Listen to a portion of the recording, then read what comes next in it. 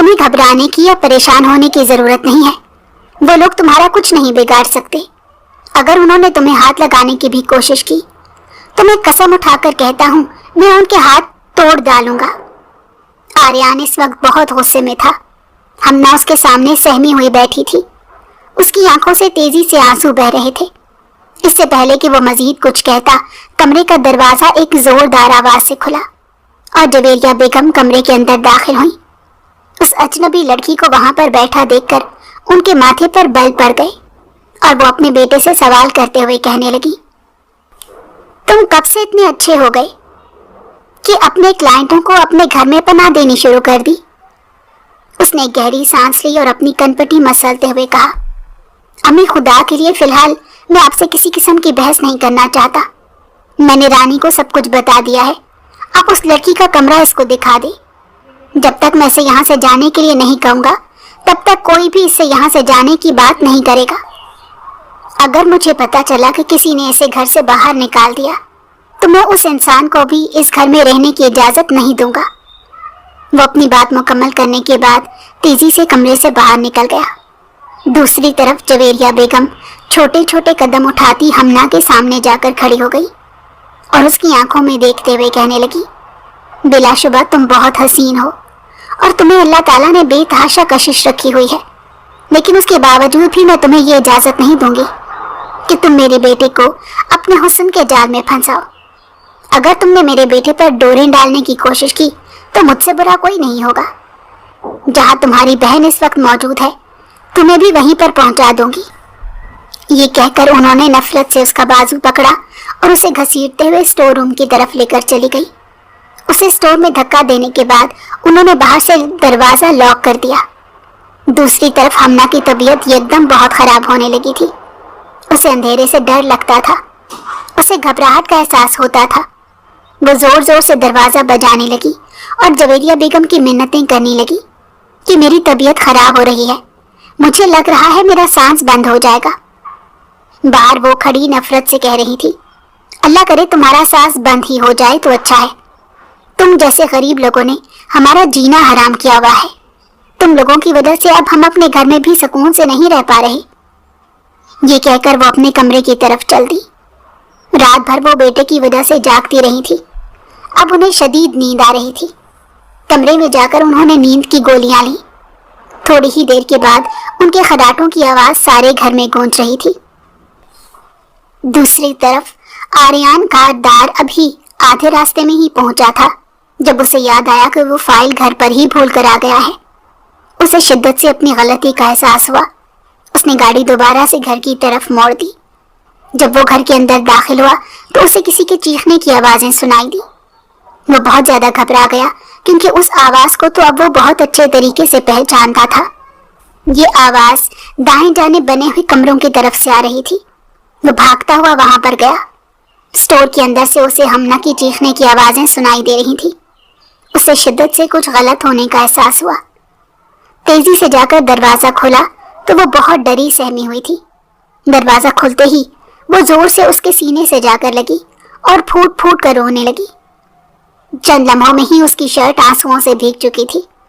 उसे अपने दिल में तकलीफ उठती हुई महसूस हो रही थी।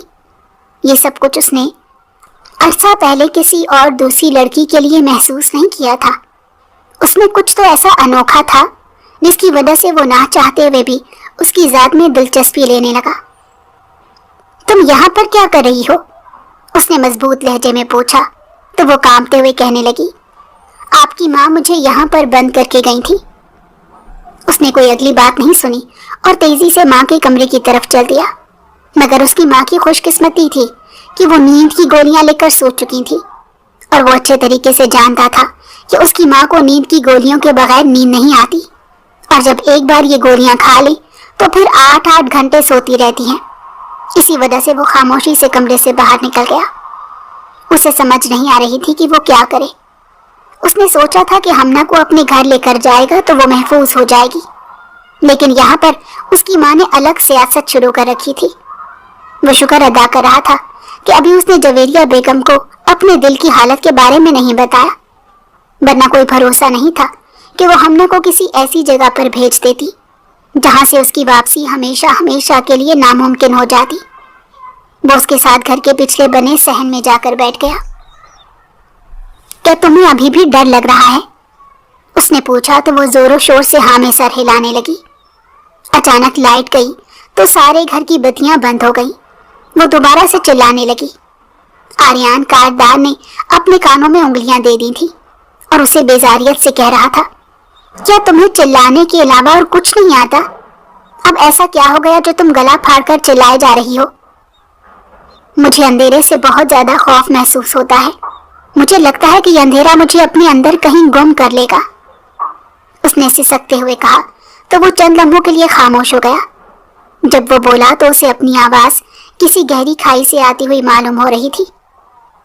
मुझे भी अंदर ऐसे ही बहुत खौफ महसूस होता था, मगर फिर बाद में मैंने उस खौफ पर काबू पा लिया। ये कहकर वो मुस्कुरा दिया तो वो हैरत से उसके चेहरे की तरफ देखते हुए कहने लगी, आपने उस पर कैसे काबू पाया? मुझे भी बताएं, ताकि मैं भी अपने इस खौफ को हमेशा हमेशा के लिए खत्म कर दूं। मैंने उस खौफ का सामना किया था। अब की बार उसने संजीदगी से जवाब दिया, अगर मैं तुम्हें एक पूरी रात अंधेरे कमरे में बंद कर दूं, या तुम खौफ की वजह से मर जाओगी या फिर तुम उस खौफ का सामना करना सीख जाओगी। फिर उसके बाद तुम कभी भी अंधेरे से नहीं घबराओगी।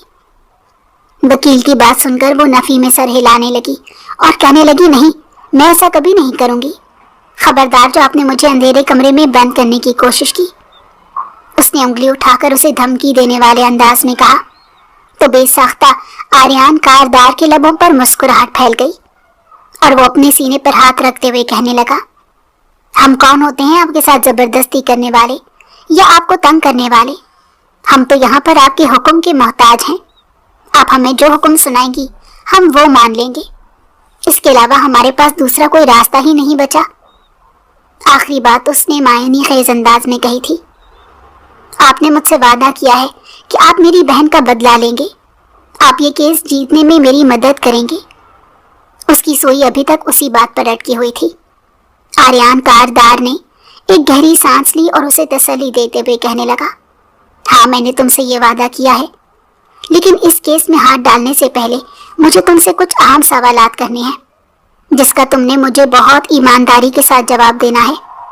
मुझे पता है कि उनमें से कुछ सवालात ऐसे हैं जो तुम्हें परेशान कर देंगे या तुम्हें दोबारा से तकलीफ में मुब्तला कर देंगे, मगर तुम्हारे लिए साबित कदमी का मुजाहिरा करना बहुत जरूरी है, क्योंकि अब यहाँ पर सवाल तुम्हारी बहन का है।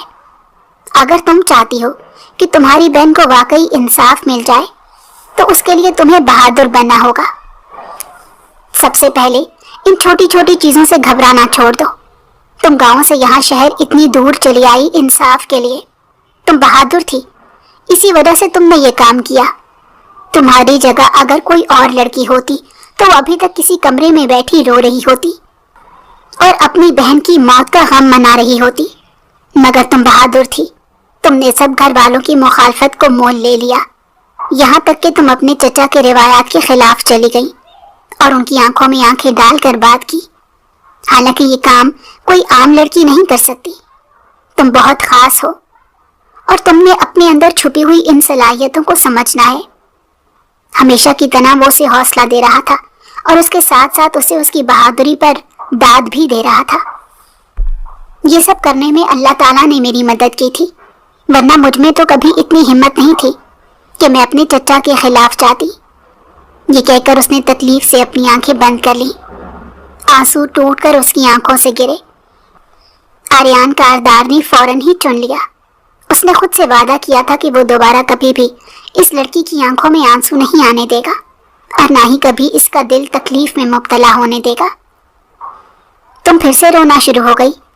मैंने तुम्हें कितनी बार कहा है कि मेरे सामने आंसू ना बहाया करो। तुम्हारे ये आंसू मुझे तकलीफ पहुंचाते हैं। बेसाख्ता उसके मुंह से ये बात निकली। आपको मेरे आंसू क्यों तकलीफ पहुंचाते हैं? हालांकि जब आप मुझसे पहली बार मिले थे तब आपने ये बात साफ अल्फाज में कह दी थी कि आपको किसी की भी कोई परवाह नहीं, आपको सिर्फ और सिर्फ अपने पेशे से गर्ज है। बीबी, अगर तुम मेरी बातें लेकर बैठी हुई हो तो मैं माजरत करता हूँ। मैंने माजी में जो कुछ भी बोला था मैं उस पर बहुत ज्यादा शर्मिंदा हूँ। مجھے بعد میں اپنی غلطی کا احساس ہوا تھا کہ مجھے مجبور لڑکی کا مذاق نہیں بنانا چاہیے تھا۔ وہ واقعی شرمندہ نظر آ رہا تھا۔ چلو اب یہ ساری باتیں چھوڑو، مجھے بتاؤ تم نے کھانا کھایا ہے یا نہیں؟ اس کی بات سن کر وہ زور و شور سے نفی میں سر ہلانے لگی اور کہنے لگی فی الحال تو میرے سر میں شدید درد ہو رہا ہے، نیند پوری نہیں ہوئی، پہلے میں نے سونا ہے۔ اس کی بات سن کر آریان کاردار کا موڈ آف ہو گیا تھا، کیونکہ ابھی تو وہ اس سے باتیں کرنا چاہتا تھا، اس کے ساتھ وقت گزارنا چاہتا تھا، لیکن یہاں پر اس چھوٹی سی لڑکی کو نیند آ گئی تھی۔ اس نے ایک گہری سانس لی اور اسے یوں ہی پوچھ ڈالا کہ تم کتنے گھنٹے سوتی ہو؟ جب سے باجی کا انتقال ہوا ہے تب سے تو نیند آتی ہی نہیں، بمشکل 2 یا 3 گھنٹے سو پاتی ہوں، پھر ڈر کی وجہ سے آنکھ کھل جاتی ہے۔ یہ کہہ کر وہ دوبارہ سے چہرہ جھکا کر بیٹھ گئی۔ آریان کاردار جلدی سے بولا چلو اب دوبارہ سے رونے کے لیے نہ بیٹھ جانا، جاؤ، بلکہ چلو میں خود تمہیں تمہارے کمرے تک چھوڑ دیتا ہوں۔ تم نے میری اجازت کے بغیر اپنے کمرے سے باہر نہیں نکلنا اور نہ ہی گھر کے کسی فرد سے بات کرنی ہے۔ آج ماما کا رویہ جیسا تھا تمہیں اندازہ تو ہو ہی چکا ہوگا کہ وہ تمہیں کتنا ناپسند کرتی ہیں۔ اگر آپ کی ماما کو اچھا نہیں لگ رہا تو آپ نے مجھے یہاں پر رکھا کیوں ہے؟ اگر آپ مجھے کہیں تو میں یہاں سے کہیں اور چلی جاتی ہوں، میں اپنی رہائش کا بندوبست کر لوں گی۔ تم جتنی بہادر بن چکی ہو اتنا ہی بہتر ہے، اب مزید بہادری دکھانے کی ضرورت نہیں۔ میں تو حیران ہو رہا ہوں تم آخر یہاں تک کیسے پہنچ گئی؟ اس کے پیچھے بھی ایک لمبی داستان ہے، کبھی آپ کو وقت ملا تو آپ میرے پاس آ کر بیٹھیے گا، میں آپ کو ساری داستان سناؤں گی، تب آپ کو اندازہ ہوگا کہ ہم غریب لوگ کتنی مشکلات سے گزرتے ہیں اور اپنے مقصد کو حاصل کرنے کے لیے کسی بھی حد سے گزرنے کے لیے تیار بھی ہو جاتے ہیں۔ جب بات انصاف کی آتی ہے اور جب بات ہماری عزت پر آتی ہے تب ہم کسی بھی چیز سے نہیں گھبراتے۔